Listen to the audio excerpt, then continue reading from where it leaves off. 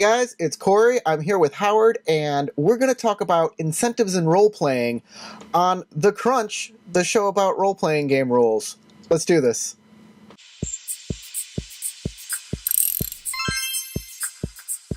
Basically, I wanted to make a topic where we could discuss incentives in role playing games, or as other people like to call it, mind control rules, things that make your character do things.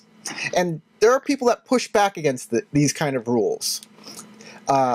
The newest version of Legend of the Five Rings is in beta for Fantasy Flight Games, and there's a good group of people that are very enraged about these basically mind control rules. You're not letting me play the character how I want to play the character.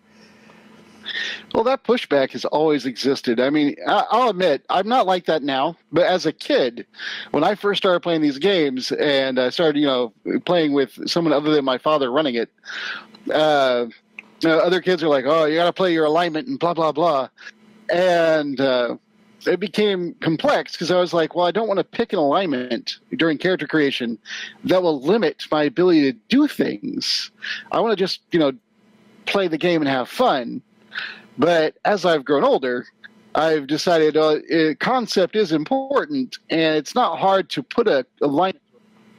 We've all done it. The Captain America's probably lawful good, that type of thing. I'm not trying to start a debate about any Marvel characters and their alignments. I'm just saying, I think we're all pretty sure he's good, whether he's lawful or you could point out Civil War, he actually went against the law, but he did it for moral reasons. But whatever, you can justify alignments and you can put them to a character. And that's all the alignment system asks you to do. And without the alignment system, you do end up with the murder hobo, the guy who's like, I go from town to town, the alignment doesn't matter, I just kill things and I take their stuff, and so I agree with it. This is what D&D incentivizes, especially in the earlier editions. You get XP, experience points, for killing creatures. You get gold for killing creatures. So when if you steal gold, you could get XP in at least one edition. Yeah, I remember that in second edition. That was the thieves, yeah. Yeah. Before they were rogues. And also thieves, it was easier to level up a rogue character in second edition. So people would just get a good score and suddenly they'd be higher level than anybody else in the party. Yeah, I remember one of Lou's tricks. I'm going to use his name right now. Lou. We won't say his last name. He floated checks from two different banks, just letters of note, and he started floating checks basically, and technically stole millions. And his rogue immediately started to shoot up in levels. It was by the rules. So D&D hasn't really solved this problem in their experience points. They have something in 5th edition for milestones, but you don't get a lot of XP for milestones. And then they have a rule that just says, level them up whenever. Well, it's not whenever. It's, by major plot points in the story. Like you finished chapter 1. At this point, the characters are more experienced and are ready to go on to the next leg of the story. Yeah, but it doesn't really incentivize anything other than moving the story forward. And there are those who would argue that's all that's really important. I know. I do feel that moving the story forward is a very important part of the game, and I do want that incentivized. But yeah, Dungeons & Dragons, it makes you want to just go around and kill things, because that's what you get stuff for. That's where your rewards are.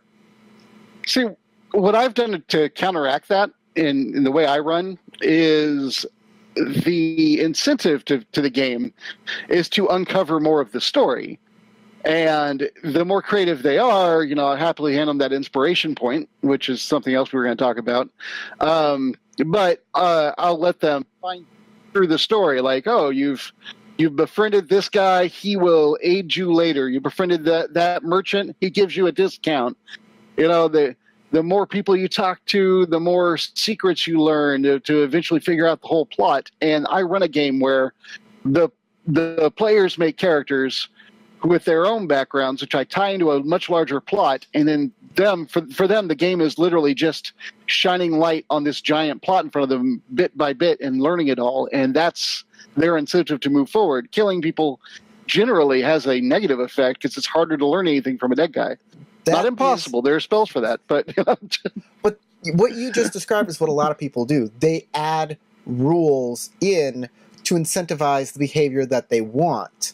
And a lot of these times, like especially with novice game masters, they want to incentivize it and they try and put new rules in, and they end up coming up short. And I think a good system should have that kind of stuff written into it. But let's go to a system that did attempt to do something like that. Star Wars. The old D6 system from West End Games came out in, 1986, 87? Yeah. I would make the argument that they invented the inspiration point. And there's a direct chain to follow the inspiration point back to the original force point. So what a force point did is, if you had a great moment in the game master would award you a force point, which would help you in any roll you did. It would add dice to your roll. You could spend a force point to be even cooler than you already are. Absolutely. And it's the way I think it went, because they went from being the D6 system to, they included a hero point basically in their in D6 Fantasy and D6 Space out. But when Star Wars was converted to the D20 system, people that had already played it were like, hey, let's bring that with it. And the force point made its way, along with a dark side point, into the D20 system, which made basically a D&D hero point. And that dark side point and force point, I think, kept, well, at least the force point did, which is why now in 5th edition there's an inspiration point.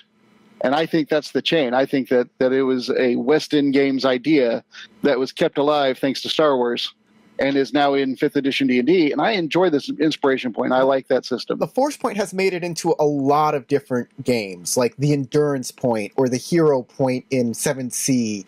It's been in a lot of places since then because it's a good rule.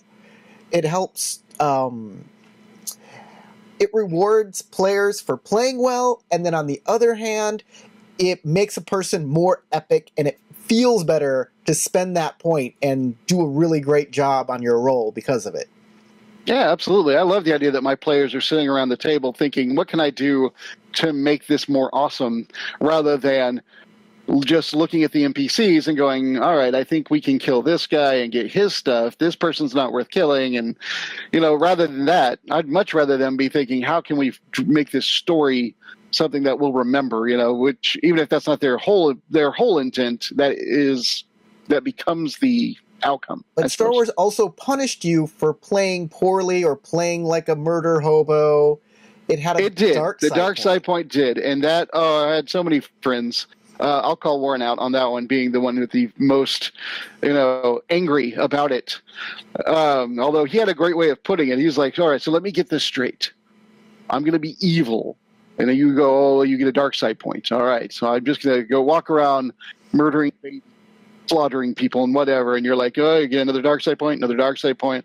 And then there's this moment where I pause for a second because I become an NPC, and then I go right back to murdering things. So really, it's pointless. Why even have this rule? And it's like, well, I think it's the threat that once you're an NPC, you don't control your character. You have to hand it over to the game master. And he's like, well, why can't you just let me play it? Because we're running hero games, and you're clearly not one. Yes, if you got enough dark side points, basically you became an NPC under the game master, and you had to roll up a new character. I have had so many people, though, argue with me when I gave out a dark side point. I've never argued against a dark side point that I've received, but I don't usually get them. But I also enjoy playing the hero. I'm not one who normally sits around going, how can I make a villain? The few times I've tried making villains, I end up being terrible at it, and I don't really feel like doing the evil things. So yeah, but they don't see what they're doing. It's not my evil. they don't see what they're doing as evil. They scoff at being given the dark side point for what they feel is playing their character. Now you're enforcing, like, now I can't just play my character. I'm going to get dark side points and become an NPC. But if you wrote a character who's likely to do the occasional evil action, then he's going to get the occasional dark side point. I don't see the problem with that. That's like saying, well, my character's a thief. Why would he not steal? Well, to quote Obi-Wan Kenobi, it's my evil action is only evil from a certain point of view. You see, I'm doing it to help the party, and therefore it is a good action for all of us. I've had people argue like that. I don't know. If people wanted to say that Obi-Wan Kenobi should get one on occasions, I don't mind. I'd be like, he's not perfect. He was a good guy for the most part. He was well-intended. Did things that were questionable. One that my friends always point out immediately was, you don't want to sell me death sticks, go home and rethink your life. Yeah, he just mind controlled that guy and told him to rethink his life, and that's messed up. And does that earn a dark side point? Sure, he's a drug. Yeah, it might, but I mean, sure, he's a drug dealer. But do you have the right to do that? And if someone said, "Hey, you get a dark side point for that," and I'm playing, Ben Kenobi, then I'd be like, okay.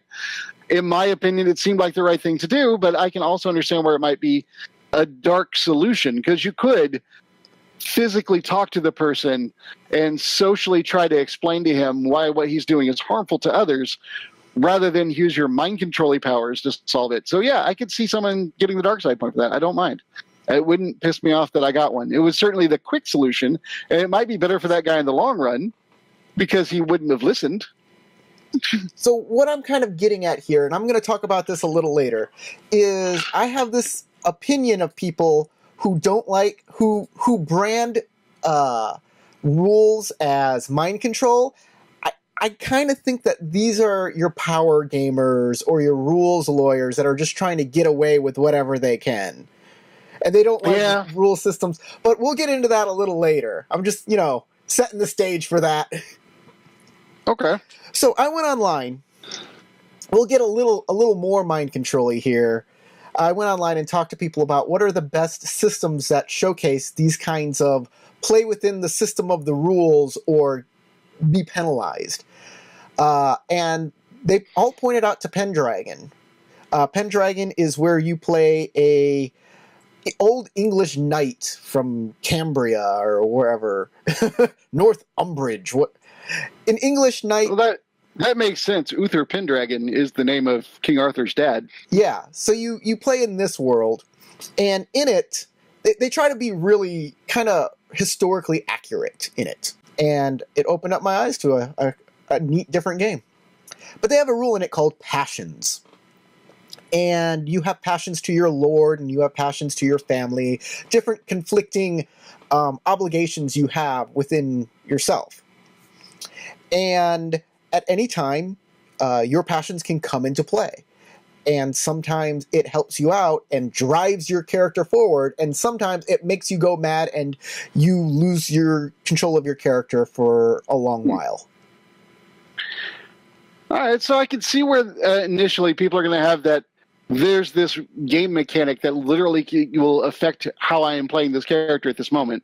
And I guess what you have to do is you have to understand that's the style of game this is. So if it's not the style of playing, don't play it. Because you're not going to have 100% control. Because there's things, but if you write up the character and create the concept, I imagine you pick the passions. Yeah, you pick those passions. They're not. So you're not being asked to roleplay something that you didn't create. There are some passions that you get at character creation, like the one to your lord, but you do get to pick your lord, and the one to your family, but you do get to pick your family. Right. So you, again, like I say, you're being asked to roleplay something that you created. You just don't always get to control at what time you could roleplay what aspect of your character, which is an interesting thought. I don't know. I'd be willing to try the game. But I can definitely see where people that are that don't like to have somebody else, the game master having that say so in what they're doing right now. I can see where they won't enjoy that. From what I read, these passions, they don't come into play all the time. They're not always there. But there is a game where these kinds of drives are always there in the White Wolf World of Darkness books. these are things that are always there in your character. So why don't you go ahead and explain that? I'm not a big White Wolf fan, but I know you are, so go ahead and explain. I was back in the day. I haven't played it in a while, but the one of the big ones was the vampire being their most popular venue, I believe, or at least arguably so. The humanity system, which basically stated that the more evil you are, the less human you are till you become the beast, because anyone that gets embraced as a vampire is struggling to not give in to this animal nature that they have now inside them and become this just raging monster. And the only way to fight it back was to literally try and be a good person all the time. So you're fighting to retain your humanity by being as humane as possible in the very literal kind sense. That's apparently the way to hold back the beast. And of course, the obvious argument is real humans don't have to be good to be human. And why would that hold back? The answer to that is magic. I don't know. You're not a magical creature vampire. It matters. Right. It doesn't matter to a real human. It matters to vampires. But the complaint was, look, I want to play a vampire. I'm going to walk around and use all these awesome superpowers of strength and speed, and I can't do any of that if I'm walking around going, oh, let me help you. Let me get the door for you. What am I doing with all these superpowers? And for me, mostly, it's unless you're fighting monsters that are attacking and protecting people, you're really doing nothing if you're trying to retain your humanity. If you're not trying to retain your humanity, then it really doesn't matter. But you have that problem, just like the dark side point, where you lose enough of it and you lose your character. And that one, you didn't just become an NPC. You became like this berserking vampire that would not stop trying to slaughter everything. So you'd be taken down pretty quickly because all the other vampires become. Because you're breaking the masquerade. You're making it obvious that you exist, and the vampires don't want anyone to know. So that was an issue. And people said the humanity system was pretty mind controlly, or that wasn't the word back then, but it was the same concept. This forces me to play my character a certain way. And I'm like, well, it doesn't really. What you can do is you look at that chart and you figure out what level on the chart you're okay with role playing. Like if you want to play a character who can callously kill, but doesn't serial kill or diablerize, which is literally sucking a soul out of another vampire into yourself to become stronger. They're like the two most evil things you could do. If you're not doing those, you're not going to lose your character. You can still callously kill, just not mass murder. So if you can make a monster without being all the way bad. The World of Darkness had had another mind control kind of power.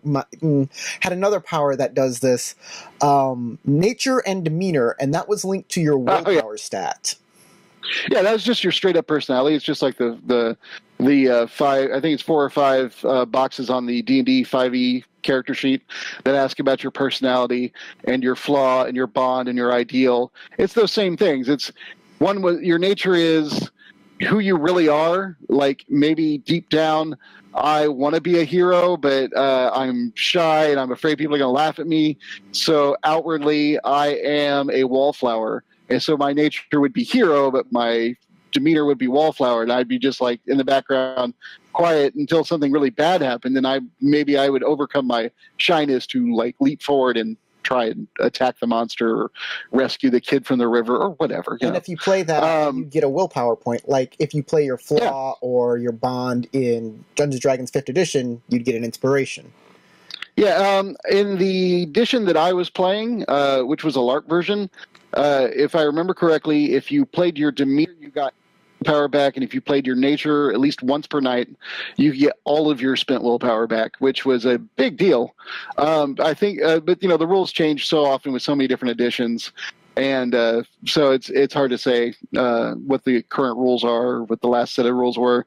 And plus, this is Vampire the Masquerade. I know there's also Vampire the Requiem, which is their reboot universe. But I think they have a nature and demeanor too, but I'm not sure anymore. No, actually, I take it back. They have. You pick a sin, one of the 7 deadly sins, and one of the 7 heavenly virtues to guide your character for the Requiem.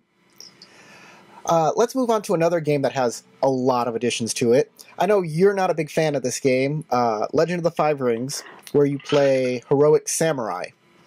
There have been a lot of editions of this, and there's been a mind control power in it from the start. But the newest edition has a new power that kind of does, a new rule that does this. But I'm going to go back to the first editions. In it, they had a rule called honor. Yeah. And basically, it's how you act as a samurai. These are the tenets of a samurai that you're supposed to follow. And if you follow them, you get more honor. If you don't, you get less. Of course. If you hit 0, you don't become an NPC or anything like that. But there are other consequences. The lower your honor, the more others will see you as a villain. There's a roll people can make to check your honor to see how trustworthy you are. If you get to 0 and your daimyo finds out, he may order you to kill yourself, because that will relinquish the stain of dishonor on yourself and the entire family. I know so many of my friends right now would immediately go, "Can I take that guy in a fight?" The good news about having a high honor is you could, once per game, you could make an honor roll if you fail to roll. Basically, instead of rolling your whatever skill you're rolling, you'd roll your honor not instead, but as like a reroll. And so even if you're not good at a skill, you can be like, well, I'm going to put everything on my honor because I have a really high honor. And then honor also worked in other type of special abilities. Like, you know, if you were an honorable swordsman, you had a technique that added your honor to your swordsman skill or things of that nature. Of course, there are dishonorable characters in the game, and There's even an entire dishonorable clan. Exactly. And the benefit to being dishonorable is you have more options open to you to do things. So if you need money, if you want to be dishonorable, you go do that thing, which is an option an honorable person wouldn't have. Like, I would never think to have stolen that money to pay for the things that we need, but the dishonorable person would go and do that. And one of my friends looked at honor as a credit card. So he would do honorable things, and then he'd spend his load on that one dishonorable thing that would be really important. Does that make sense? It does. I know people that look at religion that way, getting blessings for doing good things so they can occasionally do the bad thing. And I'm like, I'm sure that's not how it should work. I'm not terribly religious myself, but that seems like you're looking at it wrong. So this newest edition has a rule called strife in it. And basically you have your honor, which is now called giri, and who you are, your personality, all those things are tied into strife. And when you go against those things, you gain strife. And samurai are supposed to always have a face on. They're always supposed to be proper, and etiquette it really matters. But if you basically reach your strife threshold, you'll break your face. And you'll cry out, or you'll show anger, or you'll do something that is not part of samurai etiquette. And that is what's got people freaked out. I don't know. I don't think that would bother me that much, the idea, because I'm generally a very calm person, but I can be pushed to a point where I'm just like, well, God, bless America, and just start yelling. But I'm not going to do it for the feed. Y'all are welcome. But here's where it gets a little worse. When you roll your dice, there is a strife symbol on the dice. And if you get a strife symbol when you make any roll, that gets added to your strife score. Okay. Basically, it just shows that this task that you were doing was this amount of frustrating. It seems like a weird thing to keep a record of. Could you imagine anybody in real life is like, all right now you've put me at about a 3. Just so you know. It's that, Going with you, sir. You ever watch the old Popeye cartoons where they roll up their sleeves and there's like tick marks on them to show their anger level? I think I do remember that. That seems familiar. Was it Popeye or was it like a Looney Tunes? It was one of those. You know, definitely sounds familiar. I don't remember, but absolutely. I remember Popeye would turn red. You would see it like the anger rising, and when it hit a certain point, that like the pipe would start to steam and like blow like a whistle, like a kettle or something. And so you can put tick marks on Popeye then, and it would show his strife level. So we've talked a lot about all of the different games that have these rules in them, and I think all games, all role-playing games, have incentives built into them to act a certain way. Usually they're found within the XP system. You get XP for exploration, or you get XP for Numenera has XP for discovery. When you find a new item or learn a new fact, you get experience points. Also, it gives you experience points for adding complications to an encounter. So if you're being attacked by something, or there's like you're talking to an official, you can always get an XP point for more bad stuff happening to you, which is an interesting rule. Yeah, Hero System's kind of like that. It's you get XP for playing the session. You get double that if you succeed in the session. Like if whatever the plot was, go stop a crime, and you all stop the crime, you get another XP for that. And then good role plays, like an additional XP, you get like 3 or 4 a game, depending on how it goes. But yeah, there's like, I'm pretty sure there's a good role play option and things like that in there, and going off and learning new things, whatever it is. The idea for that one is very simple. If the GM is incentivized to give out XP for anything that he likes you doing, and then he can sculpt his game that way. So all games, in some respect, have these kinds of systems. It's just where you want to put the level. So where is a good place for this kind of rules mechanic, and what is too much and what is not enough? We both agree that Dungeons & Dragons is not enough. I don't know. The current system for D&D, I think, is doing pretty good. I really like their way of, if you play out your ideal, your flaw, your whatever, you have a chance to gain that inspiration point, which is not an XP thing. It's completely separate from XP, and it gives people that need, and that inspiration point comes in so handy. It's beautiful. I love that thing.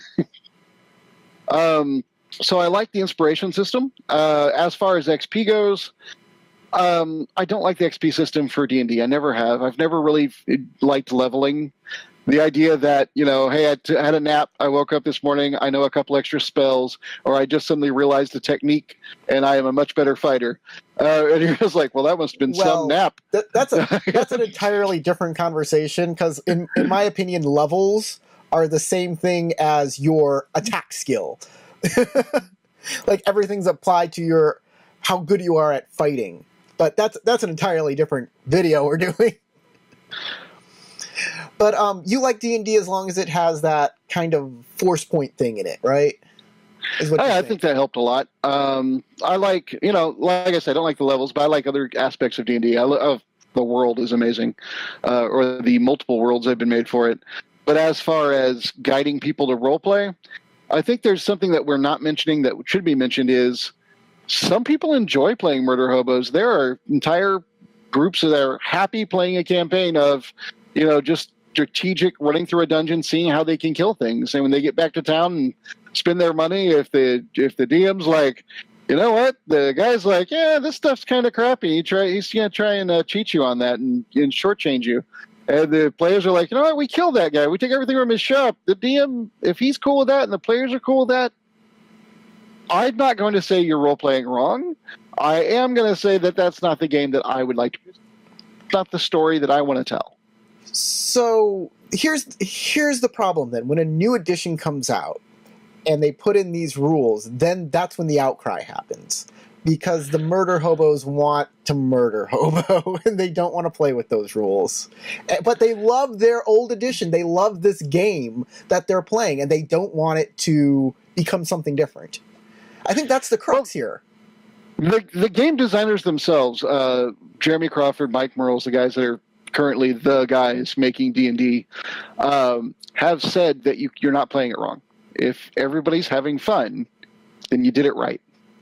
Both of them agree that ultimately, is everyone's having fun, it's great. If not everyone's having fun, then you need to get together and talk it out. If you have one murder hobo and a bunch of people that want to build this epic, like Lord of the Rings style story, and one guy who's like, you know what, I killed the bartender. Well, then that guy's not fitting with that group. He might need to find a different group to roleplay with. And I'm in no way suggesting those people can't still be friends. They're just playing different games. They're using the same rule set, but the games they're playing are different. And they maybe shouldn't play that game together. Just like I have friends I can't play Monopoly with because they're a-holes about it, and I don't want to sit there with them. And then I have friends that are laid back and chill, and they don't get upset if they suddenly have to go to jail, or whatever, or if I play a card that affects their character, their little mini on the board. There are some people you can play with, some you can't. That's what it is. I'm not saying anyone's playing wrong, not even the murder hobos. Just everybody has to find a game that fits them. But mind you, calling them murder hobos automatically makes them upset at us. Not necessarily. Some people think it's funny. I can't get to stop saying it, and we don't even play like that. But every time anybody's like, I draw my sword, it's murder hobo time. Oh God, he's not going to kill everyone. Although I do refer to one of my players. I did this actually last game. I had two guards being jerks at the bar. The one guard was literally he was a captain. He was making the private pay for everything, and the guy's like, "Ugh."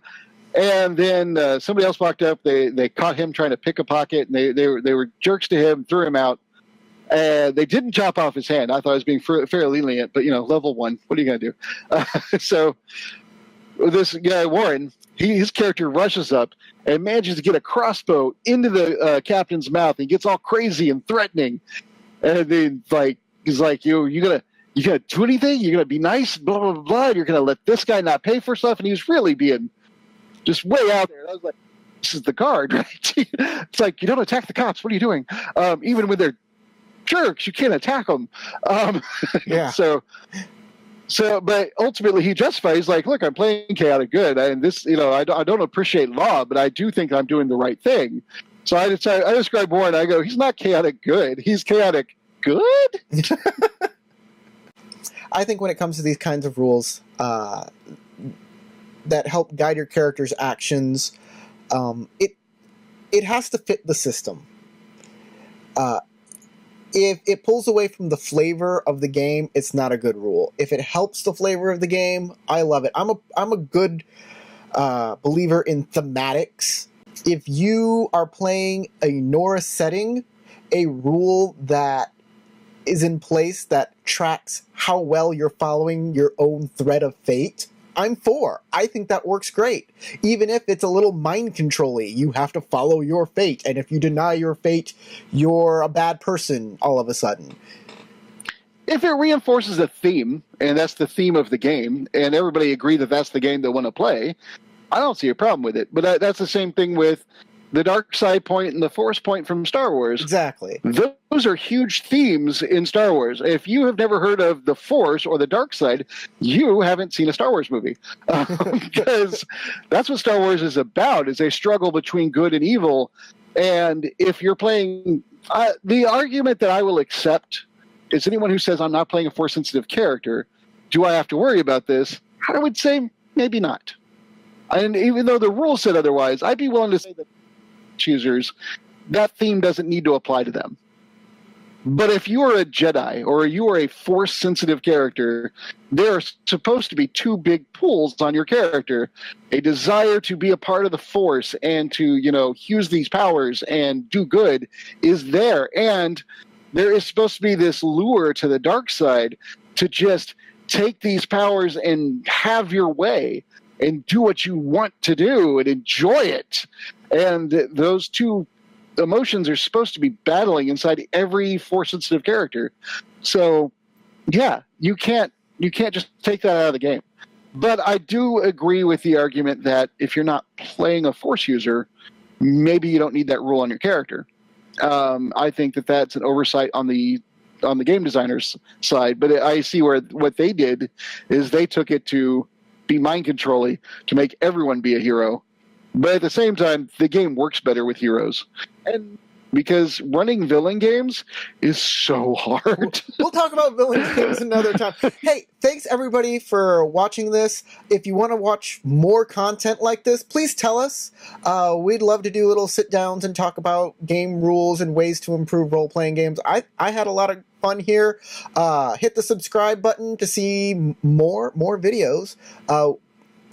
The bell, hit the bell too, now there's a bell, and pull the cat's tail, cock your shotgun. All of those things help the channel. So we'll see you later.